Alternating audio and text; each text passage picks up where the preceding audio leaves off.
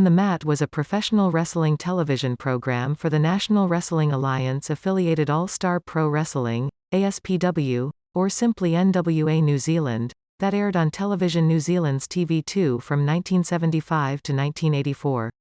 One of the most popular and the longest-running weekly sports series in the history of New Zealand, the show featured some of the country's top wrestlers and international stars from throughout the world during the 1970s and early 1980s. On the Mat characterized the "golden age" of professional wrestling in New Zealand and made household names of promoter Steve Rickard, John Da Silva, Robert Bruce and others during the 1970s.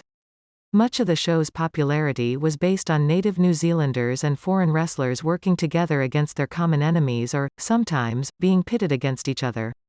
Several New Zealand wrestlers such as Tony Garea, Peter Maivia, Shiva Afi and the Sheepherders, partly from their television appearances, were brought over to the United States where they became major stars during the 1980s wrestling boom. Likewise, wrestlers from the National Wrestling Alliance, Stampede Wrestling, the Worldwide Wrestling Federation and other foreign promotions were regulars on the show. As a member of the National Wrestling Alliance, the NWA World Heavyweight Championship was defended on the show on several occasions, both between North American wrestlers and against New Zealanders, by legendary champions such as Harley Race and The Nature Boy, Ric Flair. Similarly, NWA storylines and feuds were played out on the program that would usually not have been seen in the U.S. In 1983, for example, the show aired what was a controversial ending to a best-2-of-3 falls match between Ric Flair and Mark Lewin in Auckland, which saw the NWA World title momentarily change hands but was then returned to Flair via reverse decision. A year later, another NWA title change took place between Flair and Harley Race in Wellington and Geylang, Singapore, though these would not be officially recognized by the NWA for several years. Its cancellation in the early 1980s signaled the decline and eventual close of All-Star Pro Wrestling by the end of the decade. Apart from the short run of the main event made for TV3 in 1990, locally produced and televised professional wrestling would remain absent in New Zealand until the appearance of Impact Pro Wrestling's IPW Ignition and Kiwi Pro Wrestling's Off the Ropes in the mid-2000s. Show history background: in the years following the Second World War, professional wrestling in New Zealand became extremely popular, reaching a high point in the 1950s. The death of longtime Dominion Wrestling Union promoter Walter Miller in 1959, however, caused the promotion to go into a slump as appearances from foreign wrestlers dwindled to only a small few each year. Steve Rickard, one of its rising stars, continued to run the DWU for 2 years before starting his own promotion, All-Star Pro Wrestling, in 1962. Another New Zealand wrestler, John Da Silva, started a short-lived rival promotion called the Central Wrestling Association, which operated up until the 1970s. During the next decade, Rickard and Da Silva were able to develop new stars such as Al Hobman, Tony Garea, Peter Maivia, and the Sheepherders. They were also eventually able, along with Australia-based American promoter Jim Barnett, bring back more foreign stars to the Australasian region. New Zealand was often visited by Australian wrestlers Ron Miller and Larry O'Day of World Championship Wrestling, Robert Bruce from Scotland, Canadians Gordon Nelson and George Gordienko, and French wrestler André the Giant. American wrestlers became especially popular with the public during the early 1970s. One of the biggest U.S. tours occurred in 1972 when Big Bad John, Bulldog Brower, Les Wolfe, King Curtis Iaukeia, Spiros Arian, Mark Lewin, Thunderbolt Patterson, Sweet Daddy Sicky, Tarzan Tyler, Dewey Robertson and Haystacks Calhoun wrestled throughout New Zealand. Calhoun and his wife were often seen and talked about in the national media. The couple made numerous television appearances, press interviews and visited schools. That same year, the Rickard-Barnett partnership ended when Barnett sold his share of Big Time Wrestling, an Australian wrestling program that had briefly aired in New Zealand, and returned to work in the United States. Rickard then decided to promote wrestling events full-time with All-Star Pro Wrestling. Rickard's later affiliation with the National Wrestling Alliance ensured the arrival of many wrestlers from North America and elsewhere for the next several years. Early history. With the influx of new talent, both from New Zealand and abroad, Steve Rickard considered creating a weekly television series, much like Britain's World of Sport, to showcase these wrestlers to a national audience and capitalize on the popularity of his promotion's live events and from foreign wrestlers then touring the country. According to Rickard, the promotion sold out the Wellington Winter Show buildings 10 weeks in a row and still had to turn away hundreds more. Prior to the introduction of television in New Zealand in 1960, wrestling had been extremely popular through live radio broadcasts. In the later years of the television era of the 1970s and 80s, television stations commonly aired professional wrestling, such as Hollywood Wrestling or Wrestling at the Chase, as a source of inexpensive yet popular programming. Encouraged by successful wrestling shows in Australia and the US, Rickard recorded a film pilot at a cost of $500 using matches from one of his shows at the Wellington Winter Show buildings in 1973. This included a midget wrestling match and another with American wrestler Harley Race. Rickard initially approached TV1 and used the pilot to pitch the idea for a New Zealand-based professional wrestling program. The network showed little interest in the show and eventually passed on the idea. When TV2 was established 2 years later, however, Rickard managed to get a meeting with then program director Kevin Moore. A deal was quickly made and Rickard worked with South Pacific Pictures to develop and produce this new wrestling program. Tim Bickerstaff, a popular New Zealand radio personality and television sports writer, was involved in filming early episodes of the show. On the Mat debuted as a half-hour late-night series on television New Zealand's TV2 on 3 July 1975. The show was hosted by colour commentator Ernie Leonard along with Steve Rickard as the play-by-play announcer. Many of the top stars in New Zealand and from around the world during the 1970s and early 1980s appeared on the show during its 9-year run. The show became an overnight sensation, both in New Zealand and internationally, and was one of the country's highest-rated shows of all time. For much of its history, On the Mat was centered around a core group of native stars headlined by Wellington-based wrestlers Steve Rickard, John Da Silva and Robert Bruce, who became household names by the end of the 1970s. Another Pacific star, King Curtis Iaukea, was the main heel wrestler for many years, as were Australia's Ron Miller and Larry O'Day.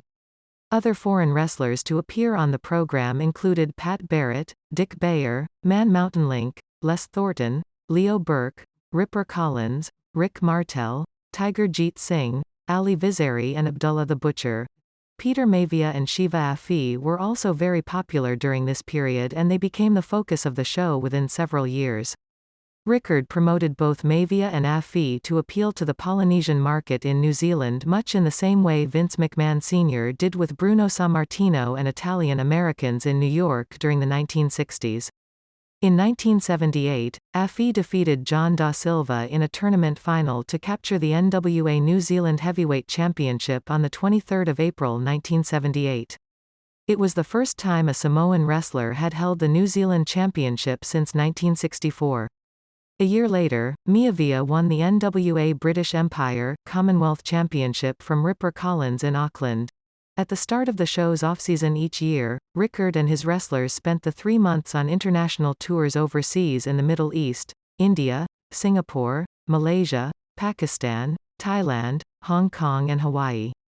Height in popularity. On the Mat's success greatly increased attendance for live events throughout the country. Imported talent coming as far away as the United States, Canada, Japan and Australia to challenge local wrestlers, particularly ones that fans could identify with and relate to, kept viewers tuning in each week. The show's popularity also brought the first television exposure to New Zealand stars and, due in part to their TV appearances for On the Mat, Peter Mavia, Tony Garea and the Sheepherders were all brought to the US, where they became major stars in the NWA and the Worldwide Wrestling Federation in the 1970s, and later in the World Wrestling Federation during the 1980s wrestling boom. WWF stars such as Don Muraco, Toru Tanaka, Mr. Fuji and Rocky Johnson also appeared on the show while touring the country. Original storylines, apart from the NWA, were also featured in the show. Robert Bruce, who had originally come to New Zealand as a fan favorite, turned heel, reformed as a face, then returned to being a heel within the span of a few weeks. His antics gained himself and others national attention and enraged crowds so much that he was actually stabbed by an irate fan. Rickard's 2 sons were also involved in the promotion. One episode in 1980 featured a tag team match with Ricky Rickard as a participant, his brother Tony Rickard refereeing the match and their father Steve Rickard commentating. The show sometimes featured celebrity guests, most notably, radio personality Billy T. James. On the 17th of March 1981, Barry Holland officially took over Ernie Leonard's position as head announcer so Leonard could work full-time behind the scenes in his role as producer. Returning from a period of touring Southeast Asia and Africa, Steve Rickard announced the show was being aired in Kenya, Tanzania, Hong Kong and Malaysia, as well as the arrivals of Abdullah the Butcher, Bret Hart, and possibly the original Sheik, Ed Farhat. Also on that episode, Rickard read aloud a letter sent to him by Larry O'Day in which the Australian wrestler taunted Rickard over breaking the leg of his son earlier that year and publicly accepted O'Day's challenge to a match for the NWA British Empire Commonwealth Championship.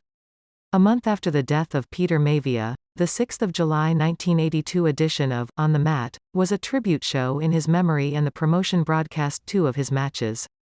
Involvement with the NWA. An official member of the NWA since 1972, many of its top stars were featured on the program when they visited New Zealand.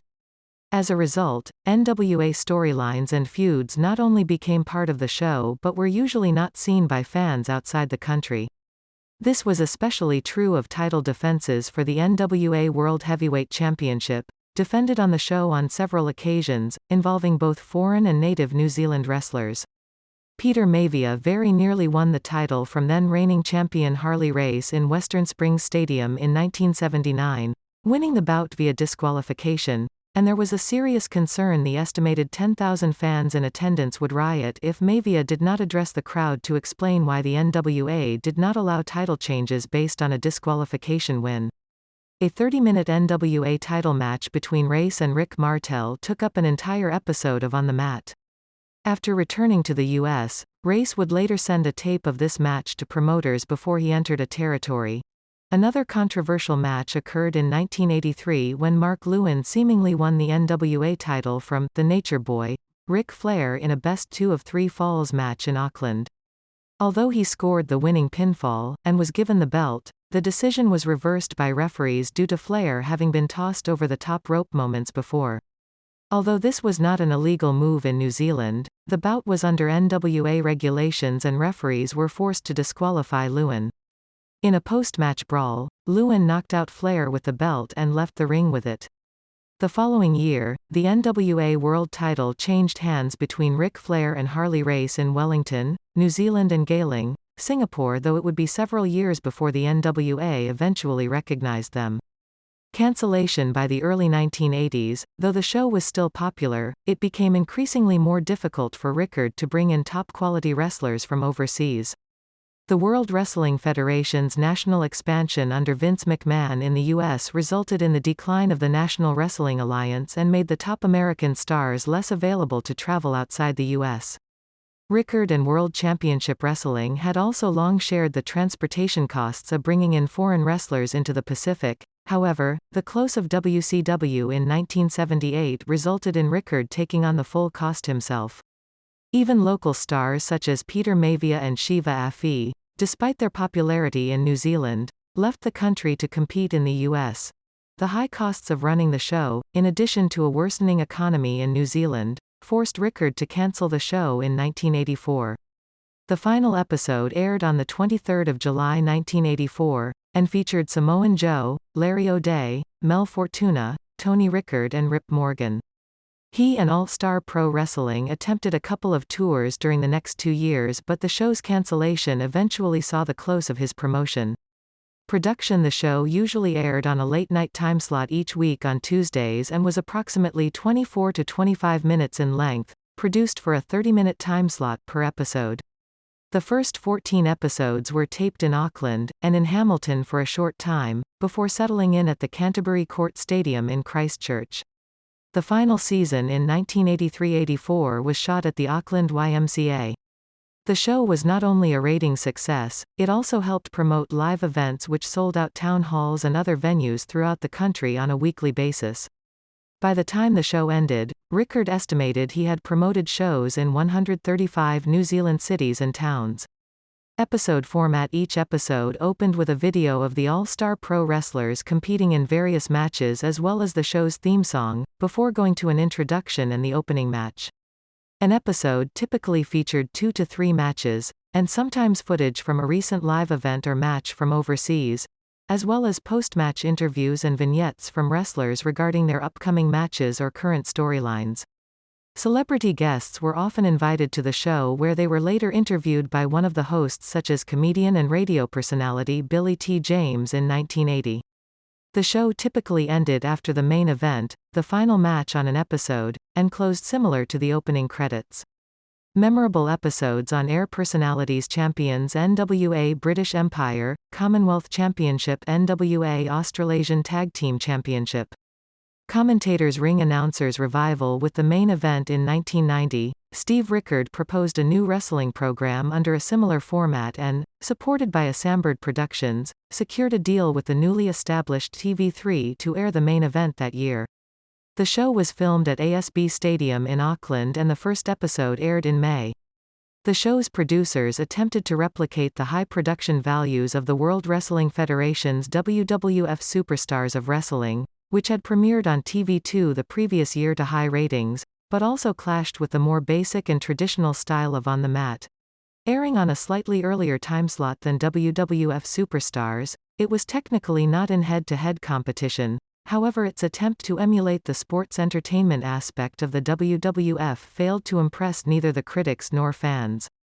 Gus Forearm, a columnist for the Sunday News, wrote, "Okay, it is filmed in New Zealand, but it lacks any of the gloss and zap we've become used to, thanks to TVNZ's Superstars of Wrestling show, and many of the NWA wrestlers on the show simply don't rate on the Forearm scale of skill." The hiring of John Divig, a former U.S. basketball coach and commentator, was the main, heel, announcer who portrayed a stereotypical, loudmouth American. His unpopularity, however, did not come from his on-air persona but rather his lack of knowledge about professional wrestling, and is believed to have also hurt the show in the long run. A WWF tour of Christchurch, Wellington and Auckland had drawn over 15,000 people, and it was expected that the costs of filming such a high-cost show could be offset by profits made from the gate takings at the ASB Stadium, but attendance was much less than expected. In the end, the main event was unable to compete with the WWF for ratings and was cancelled after 11 episodes. Like the final years of On the Mat, Shiva Afi was the main star of the program. Returning from a brief stint in the WWF, it was his first major appearance in the country since 1978. On 13 July 1990, he defeated Canadian Stockman for the NWA British Empire, Commonwealth Championship and remained undefeated throughout the series. After the main event's cancellation, the NWA British Empire, Commonwealth title was retired after a 60-year history. Legacy. Over 20 years after its cancellation, On the Mat has remained the longest-running weekly sports series in New Zealand's history. It has since achieved a cult status in New Zealand popular culture and has been an influencing factor among several New Zealand media personalities. Wallace Chapman, co-host of the political interview show Backbenches, has said his favorite TV moment was watching On the Mat as a child. Oscar Kitely, a Samoan-born actor and writer, has credited the series for partly inspiring his stories. Several writers for nzpwi.co.nz, including editor-in-chief Dion McCracken, have also claimed to have been fans of the show as children. Another childhood fan is New Zealand-born cartoonist Jason Conlon, also known as Pro Wrestling Illustrated's Mr. J, whose monthly comic strip shares the same name.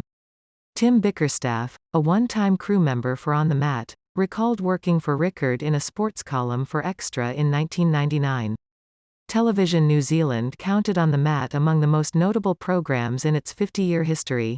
It was not until the emergence of the country's three major promotions, Impact Pro Wrestling, Kiwi Pro Wrestling and New Zealand-wide Pro Wrestling, that nationally syndicated wrestling returned to New Zealand television with the debut of IPW Ignition in 2007 and Off the Ropes in 2009. Both shows were also made available to an international audience via internet broadcasting. Also in 2009, in memory of the passing of Scottish-born New Zealand wrestler Robert Bruce, Chris Ratu of the New Zealand Herald named several former On the Mat stars including Bruce, King Curtis Iaukea, Rick Martel, Steve Rickard, John Da Silva, Peter Maivia, Samoan Joe and the Bushwhackers as among his top 10 favorite wrestlers of all time. In early 2010, 2 episodes were chosen to be shown on NZ On Screen, and Tammy Davis of Outrageous Fortune starred in an internet promotional video which spoofed the series. On the 9th of April, Scoop.co.nz reported that On the Mat ranked number 3 among the top 10 most watched videos on NZ On Screen. The episodes were favorably reviewed by 411mania.com shortly after their release, and whose author, Ryan Byers, wrote they were very fun to watch as a curiosity, a look into an old territory that I, as an American, have almost never seen or even heard discussed, and that these shows created an interest in me in seeing more from the New Zealand territory, if for no other reason than to document some of the forgotten career moments of U.S. wrestlers who heavily toured abroad.